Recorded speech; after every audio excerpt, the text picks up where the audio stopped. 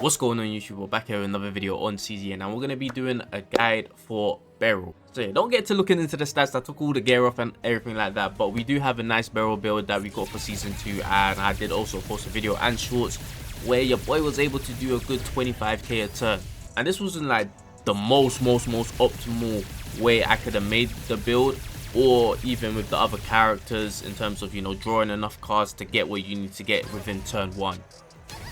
So bear in mind that I was able to do 25k a turn, but if you guys were to go for the most optimal deck with all the 3 characters in the team, you probably could do more, or even defeat the Nebula Distortion boss in an earlier turn.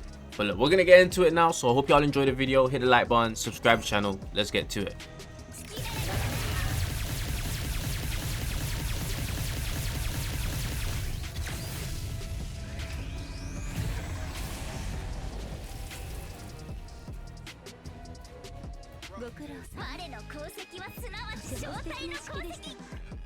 I'm also gonna have plenty of other guides coming out. One thing I want to do is do guides then showcases. I feel like that would be a good way to go.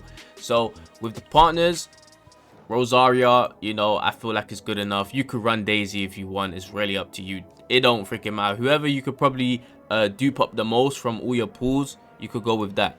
Right now, the save data, this is the save data I went for, right? So we have 4 opening founds. We've got a charge shot which has retain on it, and obviously guilty pleasure with drawing 3. If you could get the guilty pleasure, the other one where it has exhaust 2,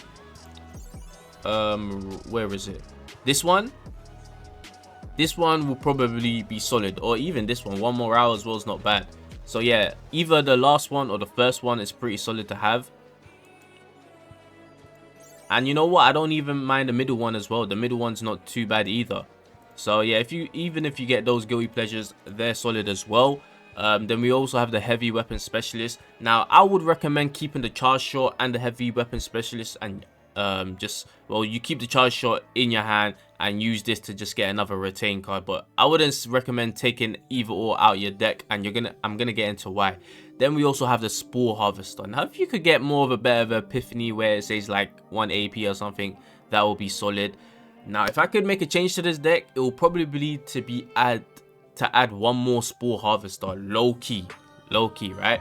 So what you kind of want to do with this build is obviously either have 2 characters that have a 0 deck maybe, or have 1 character that has a 0 deck and another character that could just draw you cards to be able to play your whole hand that you want to play with the opening founds. If you could play all your opening founds within 1 turn, that will probably be the go-to. So that's why it will probably be nice to have AP on a guilty pleasure or Spore Harvester, or on the other character that you're probably using to draw. And yeah, ultimately all you want to do is use all your opening founds, keep your charge shot in your hand, use heavy weapon specialist to get another retain card. So now you got 2 retain cards, and what you want to do with your Spore Harvester is exhaust it. Then it's going to give you 2 contaminated spores, and you just want to keep the contaminated spores in your hand. And while you do that, it's just going to keep filling up your hand slowly until you've got 10 retain cards. So 2 of them should be like Beryl's cards, and the rest should be the Spore Harvesters. And what you could actually do is use 4 contaminated spores per turn onto the boss, end your turn, and you would have enough contaminated spores in your hand to refill up your whole hand. Then she's gonna do a whole bunch of attacks because she's got 4 opening founds and you've got 10 retain cards in your hand. Important to note that the Spore Harvester has to be in Beryl's deck. It can't be from another character's deck, okay? Because it's when retain own card 150% extra damage, okay? So it has to be her own card. And the reason why you want to put 4 contaminated spores on the boss, it will just allow you to do more damage. And apparently it works differently than I thought it did as well. Like, even though it says, you know, once the enemy get hits, the contaminated spore will go away, but if you're doing multi hits, it actually still counts, you know what I'm saying, for all the hits you're doing. So that's why Spore Harvester is low-key good. But as I said, if I was to make this build better, probably get a better guilty pleasure. If I could get 1 AP on it, that would be nice, and maybe 2 Spore Harvesters with an AP on it as well. Now with the gear, you know, second method, it makes sense. You know, she does extra attack damage. This is really nice, especially if you have another character in your team that could apply vulnerable. That will cook a lot. And this one plus 25% damage is, you know, well, it's not percent, but plus 25 damage amount, you know, is always nice. So yeah, then, you know, with the refinements, whatever you get is whatever you get. You know, when attack card is activated on a target in a vulnerable state, plus 50% critical chance, you know. And I think in my video you saw I was critting a lot, but I don't even know if they were in a vulnerable state. But yeah, just anything that could buff her damage is always going to be nice.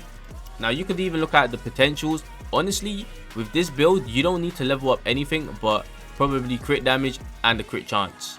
Even this you don't need to level up. So this Beryl build is really low investment. You get a godlike build where you're going to do 20k plus a turn, and all you have to do is level up these two to level 5. You know, and you see me, I got them on level 4. So, you know, you don't even need to take them to level 5 necessarily. So yeah, you could just build your Beryl like that.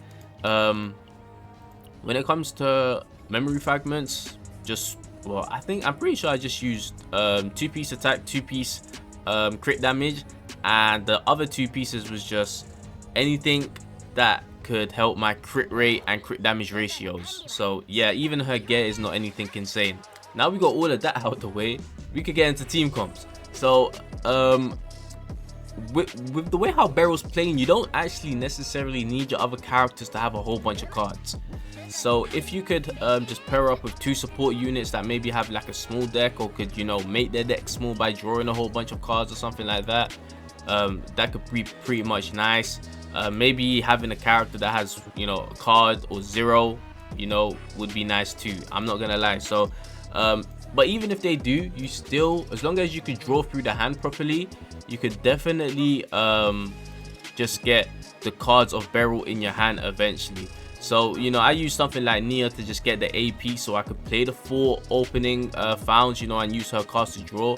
Then used Nia's contaminated spore so it doesn't mess up with Beryl, you know, just to, you know, get rid of the cards. But even if your allies that you're using with Beryl have cards, it is fine. Just as long as you end up filling your hand with Beryl's retain cards only, you're gonna be pretty much good.